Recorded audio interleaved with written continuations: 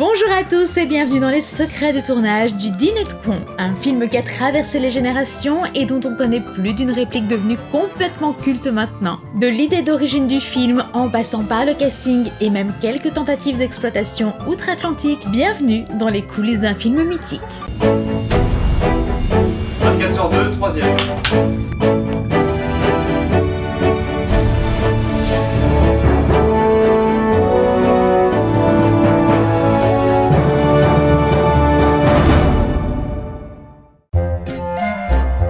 Le Dîner de cons, c'est l'histoire de Pierre Brochand qui participe tous les mercredis soirs avec sa bande de potes à ce qu'ils appellent un dîner de cons. Comme son nom l'indique, le principe est que chaque participant amène un con au dîner. Et celui qui ramène le plus con des cons a gagné. Quand j'étais étudiant, on faisait des dîners de moches. Il fallait inviter la fille la plus laide possible. Puis à la fin du dîner, on décernait une palme. J'ai fait ça moi aussi. Mais c'est plus drôle avec les cons. Ça me paraît moins objectif tout de même. Non, croyez-moi, docteur, il y a des cons totalement objectifs. J'en attends un d'un moment à l'autre, vous allez voir, on ne peut pas se tromper. Et ce soir, Pierre Brochand a invité François Pignon, un con qui dépasse toutes les compétitions. Ce concept, Francis Weber, réalisateur du film, ne l'a pas inventé toute pièce. Au contraire, bien que l'histoire raconte qu'on doive l'origine du concept à André Breton, un poète et théoricien du surréalisme des années 20 qui fut le premier à mettre en place ces dîners, l'inspiration du réalisateur ne lui est pas venue d'André Breton, mais de Jean Castel, propriétaire du restaurant Castel qui se trouve dans le quartier Saint-Germain-des-Prés à Paris. Jacques Martin, célèbre animateur français de télévision notamment connu dans les années 90 pour son émission L'école des fans, qui avait pour principe de faire chanter des enfants. Je vais te dire un compliment. Tu es tellement jolie, mais tellement jolie. Moi, j'aimerais bien marier avec Hervé Villard. Eh ben, va. Raconte à son ami Francis Weber que Jean Castel organise de temps à autre des dîners de cons dans son célèbre restaurant. Un jour, alors que son con vient de se décommander à la dernière minute parce qu'il est malade, Jacques Martin doit trouver un remplaçant rapidement pour l'accompagner au dîner. Jean Castel lui souffle alors le nom d'un célèbre réalisateur de télévision dont le nom restera secret entre eux. Et tenez-vous bien, à l'un de ces dîners, eh bien c'est l'acteur Claude Brasseur qui est invité. En tant que con. Pourquoi? Eh bien parce qu'à l'époque, l'acteur avait participé au rallye Paris-Dakar et n'avait vraisemblablement que ce sujet à la bouche pendant des heures. Comme quoi, on est toujours le con de quelqu'un. Dans les années 80, Francis Weber arrive à Los Angeles où il avait été engagé comme script doctor. En quelques mots, un script doctor, c'est une personne qui révise un scénario déjà existant pour l'améliorer. Le réalisateur a également espoir d'adapter ses propres films aux États-Unis, mais malgré tous ses efforts, la sauce ne prend pas vraiment. Les États-Unis ne semblent pas sensibles à son humour. Pour se remonter le moral, il repense à cette histoire de dîner de cons que son ami Jacques Martin lui avait raconté, et il commence alors à en écrire une pièce de théâtre. Plutôt content du résultat, il propose la pièce de théâtre à Broadway, mais encore une fois, les États-Unis ne sont pas hyper friands. Personne ne semble intéressé par sa pièce. De retour en France en 1993, son ami Jean-Paul Belmondo lui propose de jouer sa pièce au Théâtre des Variétés, dont il est le propriétaire. La pièce est mise en scène par Pierre Mondy et est un véritable succès. Un succès tellement gros que la société de production Gaumont veut produire le film au cinéma. Alors bien qu'Alain Poiré, alors producteur chez Gaumont, réussit à en acheter les droits, il peine tout de même à convaincre Francis Weber de passer à l'étape suivante et de concrétiser l'adaptation au grand écran. Le réalisateur n'est malheureusement pas convaincu que l'histoire d'un mec bloqué par un tour de rein et coincé sur un sofa en face d'un con sera suffisant pour faire des entrées au cinéma. Et pourtant... Finalement, Poiré finit par convaincre Weber et le casting peut commencer. Dans la pièce de théâtre, la distribution principale est donnée à Jacques Villeray, qui joue François Pignon, et Claude Brasseur, qui joue le rôle de Pierre Brochand. Ironique, n'est-ce pas? À croire que Claude Brasseur a vraiment beaucoup d'humour. Au cinéma, si plusieurs acteurs sont pressentis pour le rôle de François Pignon, comme Pierre Richard ou Gérard Depardieu... Alors il y a Depardieu qui était pressenti, était d'accord, puis à un moment, ça s'est pas fait. Non, parce qu'il était vraiment fatigué. Il avait fait énormément de cinéma, il n'en pouvait plus. Donc. Francis Weber souhaite conserver Jacques Villeray dans le rôle. Mais malheureusement, il y a une petite friction vieille de quelques années qui freine le processus. En 1981, lorsqu'il réalise le film La Chèvre, Pour son casting, au départ, il pense à Jacques Villeray pour le rôle de François Perrin et Lino Ventura pour le rôle de Campana. Tandis qu'il a la confirmation de Lino Ventura pour participer au film, Francis Weber parle à Jacques Villeray du rôle qu'il voudrait lui proposer et celui-ci l'accepte avec énormément d'enthousiasme. Le hic, c'est que Lino Ventura ne voulait pas du tout de Jacques Villeray dans son duo. Pourquoi? Eh bien pour aucune raison particulière. Il a juste décidé qu'il ne voulait pas tourner avec lui. Weber se retrouve dans une situation très compliquée, n'ayant pas anticipé le refus de Lino Ventura puisque à nouveau il n'y a aucune raison d'y avoir pensé, il avait déjà pratiquement donné le rôle à Villeray. Malheureusement, le réalisateur n'a d'autre choix que de se rétracter auprès de Jacques Villeray qui n'apprécie pas du tout le geste et lui en garde rancune. Plutôt dommage quand on sait que Lino Ventura n'aura même pas tenu le rôle finalement et que le duo sera tenu par Gérard Depardieu et Pierre Richard. Alors lorsque Weber propose le scénario du Dîner de cons à Jacques Villeray, eh bien celui-ci le boude. Pendant des semaines, il refuse de lire le scénario ou même d'y jeter un œil. Mais Weber persiste et fait bien puisque Villeray finit par craquer, accepte de lire le scénario et même de reprendre son rôle. Par contre, pour le rôle de Pierre Brochand, Francis Weber n'est pas certain que conserver Claude Brasseur soit vraiment une bonne idée. Alors pourquoi vous n'avez pas pris Brasseur? Il est trop vieux? Écoutez, c'est cruellement dit ce que vous venez de dire, mais en fait, il faut que l'acteur... Le cinéma est plus réaliste que le théâtre. Alors, on peut imaginer effectivement Sarah Bernard jouant l'Aiglon à 60 ans. Ouais. Mais là, un homme de la génération de Brasseur qui était épatant au théâtre, hein, qui joue au Dîner de cons à la soixantaine... Ouais, vous y croyez pas? Ah, pas beaucoup, non.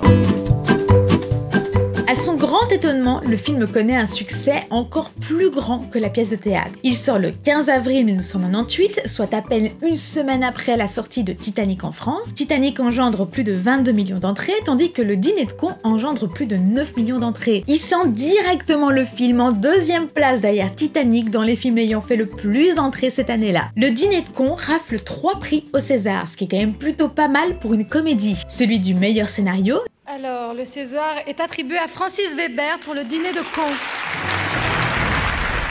Du meilleur acteur dans un second rôle pour Daniel Prévost. Le César est attribué à Daniel Prévost dans le Dîner de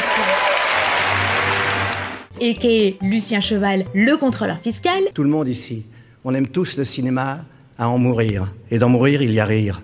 Et moi, je vais faire ça. Voilà. Et évidemment, celui du meilleur acteur pour Jacques Villeray. Le lauréat, c'est Jacques Villeray dans le Dîner de cons. Une très belle récompense pour l'acteur qui était en pleine dépression alors qu'il débutait le tournage du film.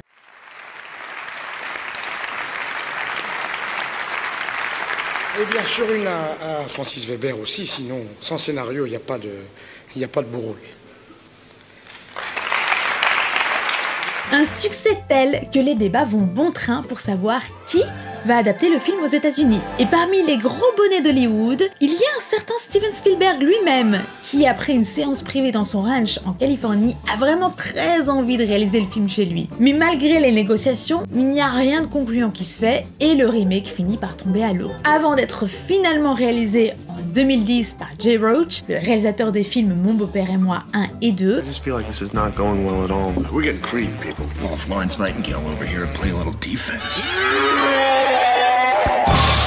Le Dîner de cons deviendra donc The Dinner, ou encore Dinner of Schmucks, qui concrètement signifie le dîner de gens stupides. You okay? Ah, yeah! I saw this little guy in the street and I was trying to save him from masterpieces.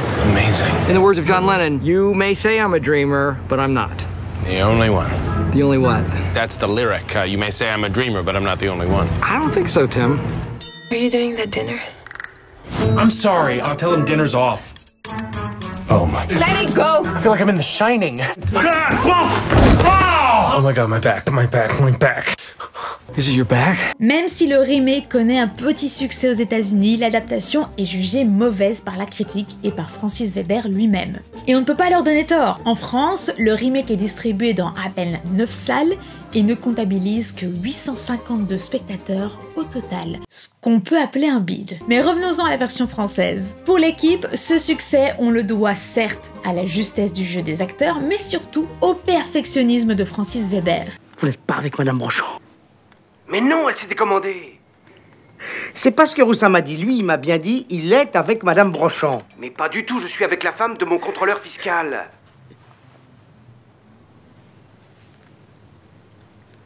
Comment? Un connard qui me persécute depuis des mois. Je suis en train de sauter sa femme. Je ne suis pas du tout avec Madame Brochant. En effet, Thierry Lhermitte aura témoigné plus d'une fois que ce tournage fut l'un des plus éprouvants de sa carrière. Le Dîner de con, c'est le film qui vous a fait prendre conscience de vos limites? Ah oui, c'était dur, oui, parce que Francis Weber, il veut entendre ce qu'il a écrit. Ah oui. Voilà. Ah oui, il n'est pas commode avec les acteurs. Et non. Donc, moi, j'étais pas habitué à ça, mais honnêtement, ça m'a beaucoup appris, en fait. J'ai beaucoup souffert, mais ça m'a beaucoup appris. Mais c'était quoi dans la rythmique, en fait, de non, mais oui, c'est la musique c'est la musique. C'est pas que la musique, c'est plus intelligent que ça. C'est le sens. Ouais. Il veut le sens qu'il a écrit, et le sens, il sort entre autres par la musique. Et il veut entendre ça, et pas un truc qui vous arrange parce que vous savez bien le faire. Et voilà. Vous l'aurez compris, si le film comporte une quantité non négligeable de scènes absolument hilarantes, le tournage, quant à lui, était très sérieux. Mais, il y a tout de même une scène qui n'a pas résisté au sérieux de tout le monde. Il s'appelle Juste Leblanc. Ah bon, il n'a pas de prénom? Je viens de vous le dire, Juste Leblanc. Leblanc, c'est son nom, et c'est Juste son prénom. Monsieur Pignon, votre prénom à vous, c'est François, c'est juste? Oui. Eh bien, lui, c'est pareil, c'est juste. Bon, on a assez perdu de temps comme ça. Ma femme a signé le roman de son nom de jeune fille, Christine Le Guirec. Ah bon? Elle est bretonne? Je vous en prie, restez concentrés. Excusez-moi. Pour cette scène, les acteurs ont eu énormément de mal à garder leur sérieux. Et lorsqu'ils y arrivaient, leur jeu d'acteur était tellement bon et précis que c'était l'équipe technique qui tentait tant bien que mal de retenir leur fou rire. Certains d'ailleurs n'y sont pas arrivés. Par exemple, le script du film, c'est-à-dire la personne dont le rôle est de s'assurer qu'il n'y ait pas de faux raccords au fur et à mesure d'un film. Comme par exemple le café Starbucks dans la série Game of Thrones. Le script du film donc, qui a dû quitter le plateau à 3 reprises parce qu'il avait bien trop de mal à contenir son fou rire.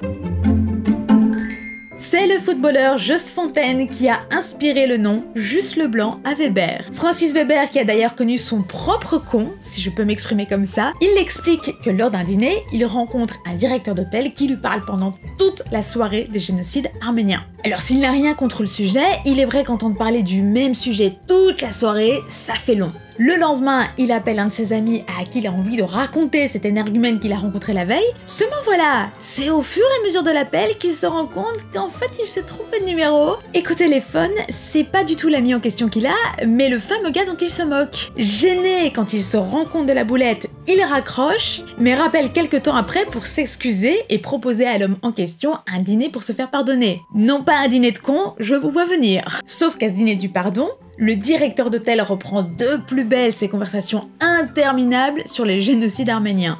Après la sortie du film, Francis Weber a reçu 11 plaintes de personnes s'appelant François Pignon. L'un d'entre eux a même exigé du réalisateur qu'il change le nom de son personnage parce qu'il n'en pouvait plus de se faire chambrer par tout le monde au quotidien. C'est la fin de ce secret de tournage. Si l'épisode vous a plu, vous pouvez lui laisser un petit pouce vers le haut et également, si vous le souhaitez, lui laisser un petit commentaire. D'ailleurs, si vous êtes resté jusqu'au bout de cette vidéo, écrivez-moi Starbucks dans les commentaires. On se retrouve tout de suite pour le vote du prochain SDT. N'oubliez pas d'écrire votre choix dans les commentaires. Et puis moi je vous dis à très vite pour un prochain numéro. Allez, coupez. Pour le prochain SDT, vous avez le choix entre Charlie et la chocolaterie et Beetlejuice. À vous de jouer.